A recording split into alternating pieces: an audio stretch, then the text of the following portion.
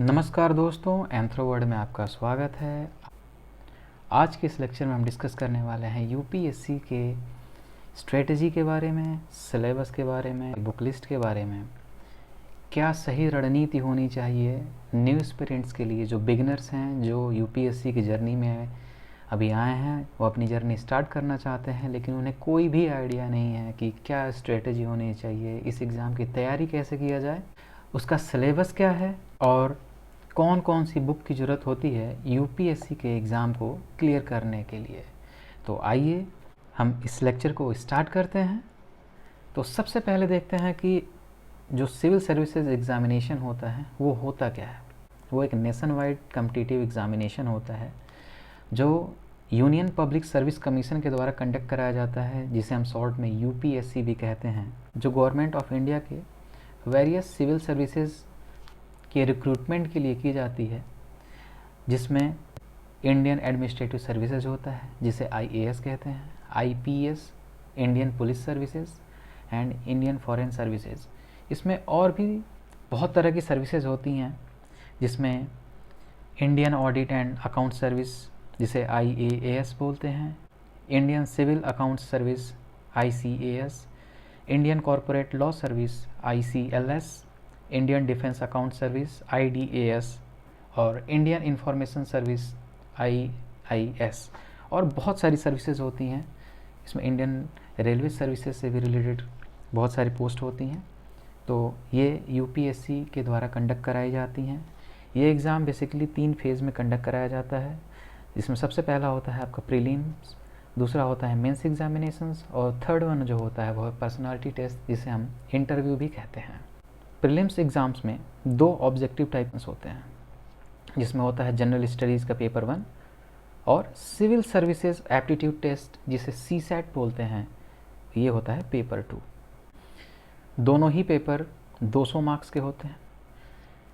अब आते हैं मेंस एग्जामिनेशंस पे। इसमें टोटल 9 पेपर्स होते हैं जो कि कन्वेंशनल टाइप के होते हैं या फिर बोल सकते हैं सब्जेक्टिव टाइप के होते हैं, जिसमें रिटन टेस्ट होता है, इसको लिखना पड़ता है। इसमें जो 2 पेपर्स होते हैं वो क्वालिफाइंग होते हैं और जो रेस्ट 7 सब्जेक्ट्स होते हैं उनके मार्क्स काउंट किए जाते हैं और जिसके बेस पे आपकी मेरिट तैयार की जाती है और आपकी सर्विसेज की रैंकिंग होती है। Now come to the prelims के सिलेबस क्या हैं। तो सबसे पहले देखते हैं कि general studies paper GS paper 1 है, जिसमें ऑब्जेक्टिव टाइप के क्वेश्चंस होते हैं। 100 क्वेश्चंस होते हैं और हर क्वेश्चंस के 2 मार्क्स होते हैं। तो टोटल ये 200 मार्क्स का आपका पेपर होता है। इस पेपर में नेगेटिव मार्किंग भी होती है जो आपके 1/3 मार्क्स के बराबर होती है, जो कि 0.66 के अराउंड होती है, जो माइनस मार्किंग होती है। अगर आप एक क्वेश्चन गलत करते हैं तो आपके 0.66 मार्क्स आपके डिडक्ट हो जाते हैं। अब आते हैं इनके सिलेबस पे कि प्रीलिम्स एग्जामिनेशन में जनरल स्टडीज़ पेपर 1 का सिलेबस क्या है। तो इसमें सबसे पहला आता है current events of the national and the international importance. फिर आता है history of the India and the Indian national movement. इसमें आपके एंशिएंट, मेडाइवल और मॉडर्न हिस्ट्री से रिलेटेड टॉपिक्स होते हैं। और मॉडर्न हिस्ट्री में हमें पता है कि हमारा जो इंडिपेंडेंस के लिए नेशनल मूवमेंट हुआ था वो इंक्लूड करता है। फिर आता है Indian and the world geography पे, जिसमें आपकी फिज़िकल, सोशल और economic geography of India and world. तो इस आपके सिलेबस में, जियोग्राफी के सिलेबस में आपका इंडिया और वर्ल्ड दोनों ही इंक्लूडेड होते हैं। Next one is the Indian polity and the governance. इसमें आपका constitution, political system, panchayati raj, public policy, rights issue etcetera. तो ये सारी चीज़ें आपकी इंडियन पॉलिटी एंड गवर्नेंस के सिलेबस में होती हैं। Next one is the economic and the social development. इसमें आपका sustainable development, poverty, economic inclusion, demographics, social sector initiatives etcetera. Next topic is the general issues on the environmental ecology, biodiversity and the climate change. And next one is the general sciences, जिसमें आपकी general physics, chemistry होती है और आपकी biology होती है। Now come to the general studies paper 2, जो आपका सीसेट पेपर 2 होता है। इसके सिलेबस को डिस्कस करते हैं। तो सबसे पहले देखते हैं कि ये पेपर होता कैसा है। ये भी ऑब्जेक्टिव टाइप का पेपर होता है जिसमें 80 क्वेश्चंस होते हैं और हर क्वेश्चन अराउंड 2.5 मार्क्स का होता है और इसमें 200 मार्क्स का ये टोटल एग्जामिनेशन होता है जो सिर्फ क्वालिफाइंग होता है। To qualify this CSET examination you will have to at least get 33%, और अगर हम 200 का 33% निकालते हैं तो ये हमारे मार्क्स अराउंड आते हैं 66 मार्क्स आपको लाने पड़ते हैं आउट ऑफ 200। अब इसका सिलेबस के बारे में डिस्कस कर लेते हैं। तो इसमें आता है आपका comprehension, interpersonal skills including the communication skills, logical reasoning and the analytical ability, decision making and the problem solving, general mental ability, basic numeracy, numbers and their relations, orders of magnitude जो कि class 10th level का होता है, data interpretation जिसमें कि charts, graphs, tables, data sufficiency, ये भी class 10th level का होता है। तो ये चीज़ हमने CSET और आपके जनरल स्टडीज़ के जो प्रीलिम्स के पेपर होते हैं उनके सिलेबस के बारे में डिस्कस किया। अब आते हैं मेंस के सिलेबस के बारे में कि जो आपका मेंस जो आपका सब्जेक्टिव पेपर्स होते हैं उसके सिलेबस के बारे में डिस्कस करते हैं। तो सबसे पहले देखते हैं पेपर ए और पेपर बी, ये दोनों आपके क्वालिफाइंग टाइप के पेपर्स होते हैं। तो सबसे पहले पेपर ए के बारे में देखते हैं। ये होता है कंपलसरी इंडियन लैंग्वेज जो कि 3 घंटे का होता है पेपर आपका और 300 मार्क्स होते हैं और ये क्वालिफाइंग होता है। और इस पेपर को क्वालिफाई करने के लिए आपको एटलीस्ट 25% मार्क्स की रिक्वायरमेंट होती है जो कि 75 मार्क्स का अराउंड होता है आउट ऑफ 300 मार्क्स। तो इसमें जो कंपलसरी इंडियन लैंग्वेजेस होते हैं उसमें आपके असमीज़ होता है, बंगाली होता है, गुजराती होता है, हिंदी होता है, कन्नड़ा होता है, कश्मीरी होता है, कोंकणी होता है, मलयालम, मणिपुरी, मराठी, नेपाली, उड़िया, पंजाबी, संस्कृत, सिंधी, तमिल, तेलुगु, उर्दू, बोडो, डोगरी, मैथिली और संथाली होता है। जो पेपर बी होता है आपका ये इंग्लिश कंपलसरी होता है, मीन्स कि सारे एस्पिरेंट्स के लिए आपको इंग्लिश का पेपर देना ही देना होता है। ये क्वालिफाइंग नेचर का होता है और ये भी 3 घंटे का होता है। दोस्तों पेपर ए के लिए कुछ एक्सेप्शंस भी होते हैं जो कि कुछ स्टूडेंट्स के लिए कंपलसरी नहीं होता है। जो स्टूडेंट्स अरुणाचल प्रदेश, मणिपुर, मेघालय, मिज़ोरम, नागालैंड और सिक्किम से बिलोंग करते हैं तो उनके लिए ये पेपर कंपलसरी नहीं होता है। अब आते हैं जो हमने डिस्कस की कि 2 पेपर जो क्वालिफाइंग होते हैं और जो 7 पेपर्स होते हैं उनके मार्क्स इंक्लूड किए जाते हैं मेंस में। तो सबसे पहले देखते हैं पेपर 1 जो कि एसए का होता है और ये 3 घंटे का होता है और इसके टोटल मार्क्स जो होते हैं 250 होते हैं। एसए के पेपर में 2 एसए आपको लिखना होता है और एसए 1000 to 1200 वर्ड्स के अंदर लिखना होता है।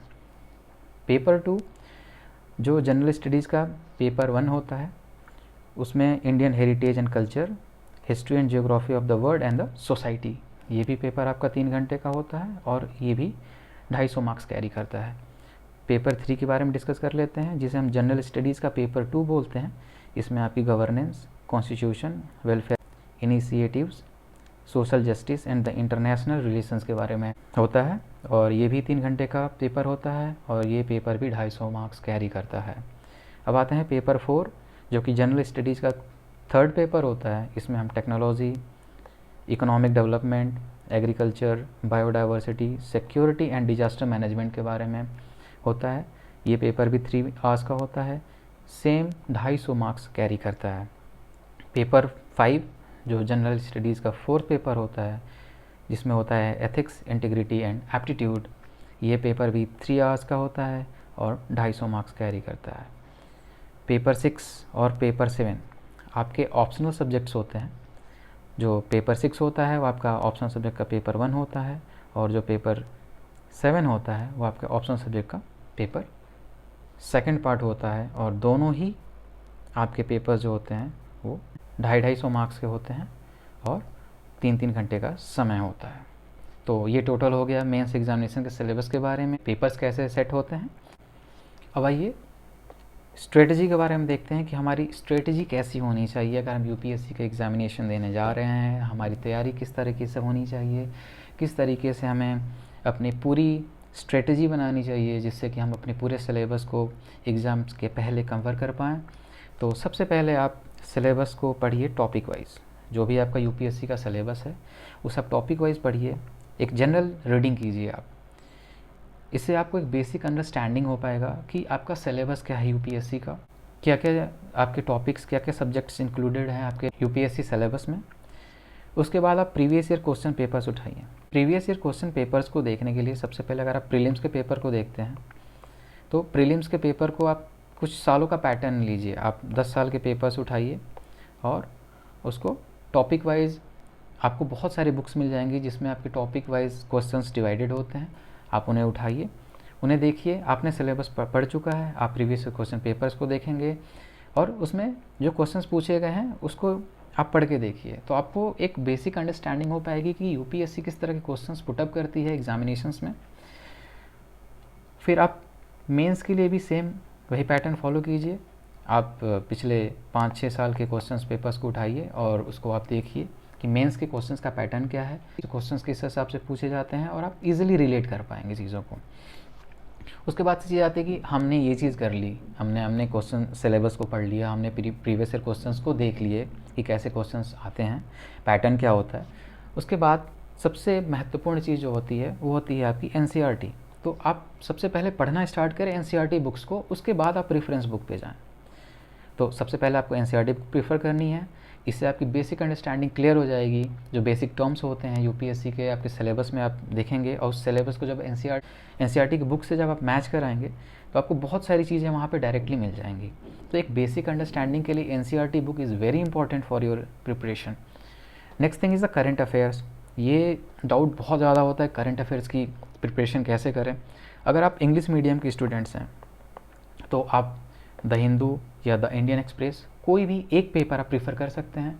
अगर आप हिंदी मीडियम के स्टूडेंट हैं तो आप दैनिक जागरण या और भी हिंदी न्यूज़पेपर आते हैं उन्हें आप प्रीफर कर सकते हैं। उसके बाद कोई भी आप करंट अफेयर वेबसाइट्स को आप प्रीफर कर सकते हैं जिसमें आपके आईएएस पार्लियामेंट होता है या इनसाइट ऑन इंडिया होता है या बाजीराव एंड रवि या जीएस स्कोर। फिर नेक्स्ट थिंग आती है जो मंथली मैगजीन्स आती हैं आपकी, योजना या कुरुक्षेत्र आती है।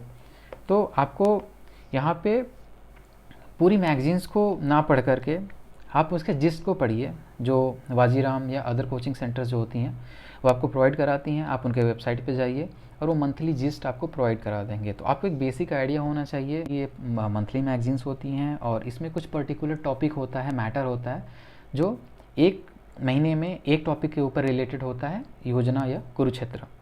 तो ये चीज़ आप प्रेफर कर सकते हैं। Next thing is the choose the right optional subject. देखिए ऑप्शनल सब्जेक्ट का चूज़ करना बहुत बड़ा डाउट होता है एस्पिरेंट्स में, बिगनर्स के लिए जो अपनी स्टडीज़ को स्टार्ट करते हैं, अपने यूपीएससी की जर्नी को स्टार्ट करते हैं। उन्हें डाउट होता है कौन सा ऑप्शनल सब्जेक्ट लें, क्या हमें ग्रेजुएशन का ऑप्शनल सब्जेक्ट लेना चाहिए या फिर जिस ऑप्शनल से ज़्यादा मार्क्स आ रहे हैं, ज़्यादा सिलेक्शन हो रहे हैं वो ऑप्शनल सब्जेक्ट होना चाहिए। देखिए मेरा मानना है कि आपका जो इंटरेस्ट होता है आप अपने इंटरेस्ट के हिसाब से काम करिए। आपका इंटरेस्ट कहता है कि नहीं मुझे सब्जेक्ट ए लेना है तो आप सब्जेक्ट ए लीजिए, ना कि दूसरे के कहने पे आप सब्जेक्ट बी ले लीजिए। तो सबसे पहली चीज़ होती है कि आप अपने इंटरेस्ट को देखिए कि आप अपना सही ऑप्शनल सब्जेक्ट चूज़ करें। आप पहले ऑप्शनल सब्जेक्ट की लिस्ट को देखें, कौन कौन से ऑप्शनल सब्जेक्ट की लिस्ट होते हैं। वो लिस्ट मैं आपको PDF प्रोवाइड करा दूंगा जिसमें कौन कौन से ऑप्शनल सब्जेक्ट्स होते हैं। उसमें आप अपने ग्रेजुएशन या अपने इंटरेस्ट का सब्जेक्ट लीजिए। आप कोई भी सब्जेक्ट लेने के लिए फ्री हैं, आप ले सकते हैं। ऐसा कोई बाउंडेशन नहीं है कि आपने जिस सब्जेक्ट से ग्रेजुएशन किया है आपको वही सब्जेक्ट लेना ज़रूरी है।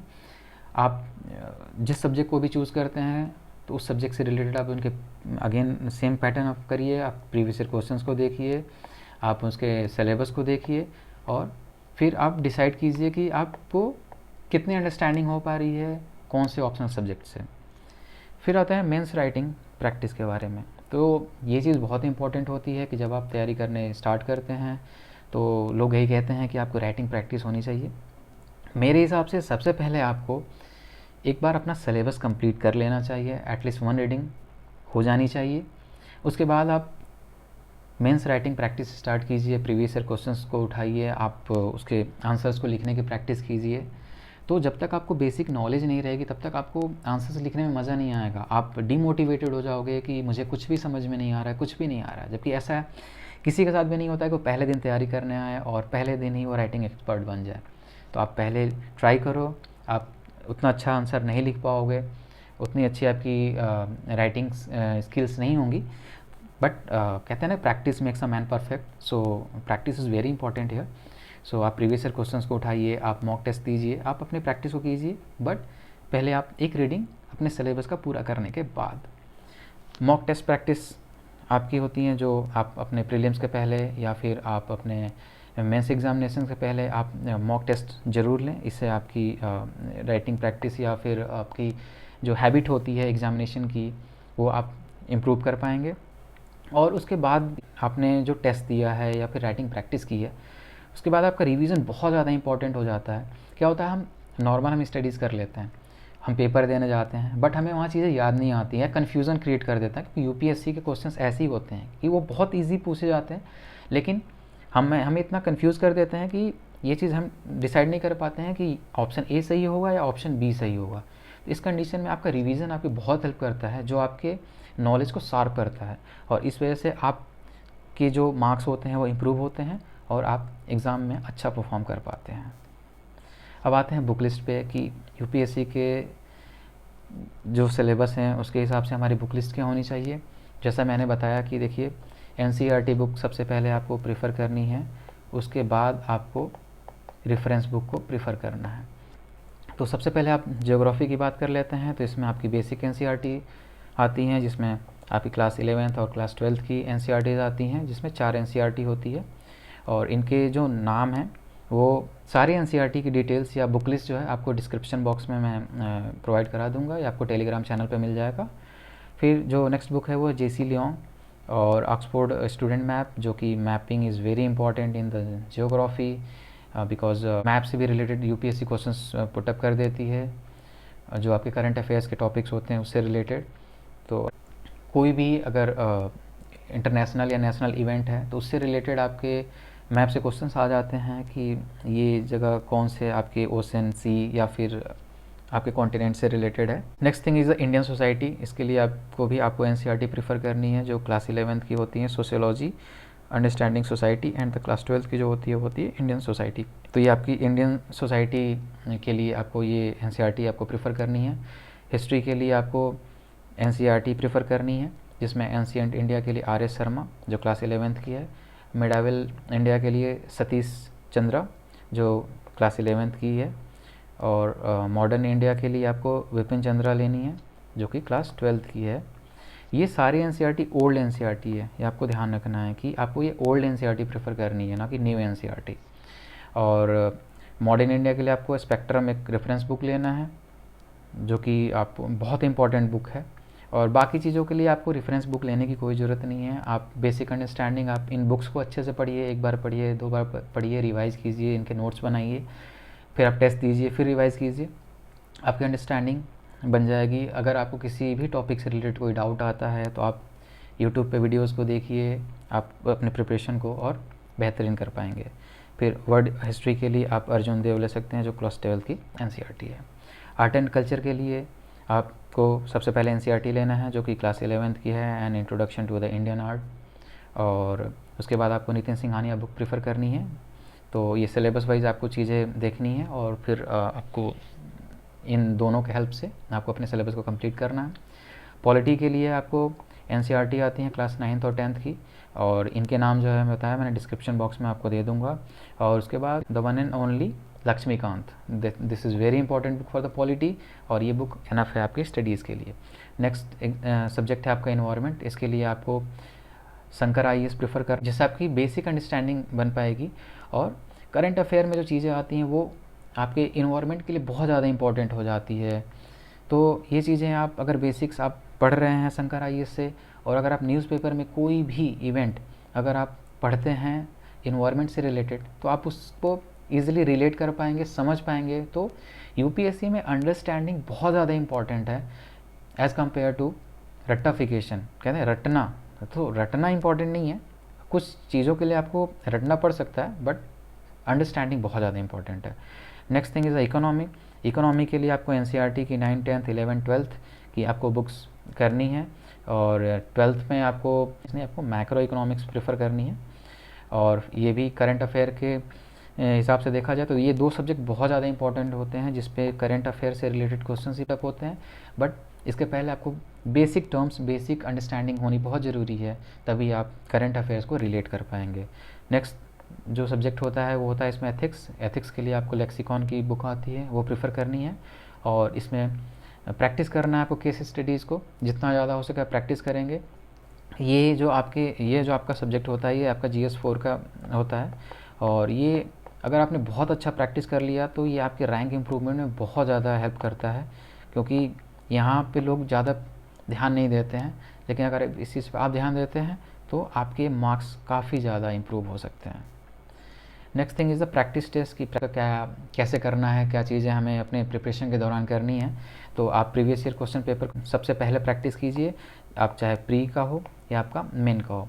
तो आपको सबसे पहले आपको प्रीवियस ईयर क्वेश्चन पेपर्स को उठाने हैं, उसका प्रैक्टिस करना है, उसके पैटर्न को समझना है और इस हिसाब से अपनी पढ़ाई करनी है। फिर आपकी जब पढ़ाई कंप्लीट हो जाती है उसके बाद से आपको मॉक टेस्ट देने हैं, जितना ज़्यादा हो सके। आप प्री के लिए भी आपको मॉक टेस्ट देना है और मेंस के लिए भी मॉक टेस्ट देना है। फिर अगर आपको डेली राइटिंग प्रैक्टिस करनी है तो आप जैसा कि बताया कि ये डेली राइटिंग प्रैक्टिस करने के लिए आप प्रीवियस ईयर क्वेश्चंस को देख सकते हैं। और इनसाइट ऑन इंडिया के वेबसाइट पे एक सिक्योर करके एक चीज़ आती है, इनसाइट सिक्योर की, जिस पे डेली आपको आंसर राइटिंग प्रैक्टिस के लिए इंपॉर्टेंट साइट है। वहाँ से आप जाकर के डेली करंट अफेयर के बेस पे वहाँ पे क्वेश्चंस पुटअप होते हैं, और वो क्वेश्चंस आपको प्रैक्टिस करने होता है, लिखना होता है, और उसके वो सॉल्यूशन जो है वो 3 से 4 दिन के बाद आपको प्रोवाइड कराते हैं, जिससे आप अपने आंसर को मॉडल आंसर से मैच करके आप अपने आंसर को रिव्यू कर सकते हैं, क्या कमियां थी, क्या आपको और इम्प्रूवमेंट की ज़रूरत है, ये सारी चीज़ों को आप वहाँ से चेक कर सकते हैं। तो आज के लेक्चर में इतना ही। आशा करता हूँ कि आपको कुछ चीज़ें समझ में आई होंगी। अगर आपको कोई भी डाउट आता है, कोई भी चीज़ आपको समझ में नहीं आ रही है, तो फ्रीली आप कमेंट बॉक्स में बताइए। जो बिगनर्स हैं, जो नए एस्पिरेंट्स हैं, जो अपनी तैयारी स्टार्ट करने वाले हैं, उनको मेरी तरफ से ऑल द बेस्ट। और एंथ्रोवर्ड का प्लेटफॉर्म आपके लिए हमेशा खुला हुआ है। Thanks for watching this video. जय हिंद।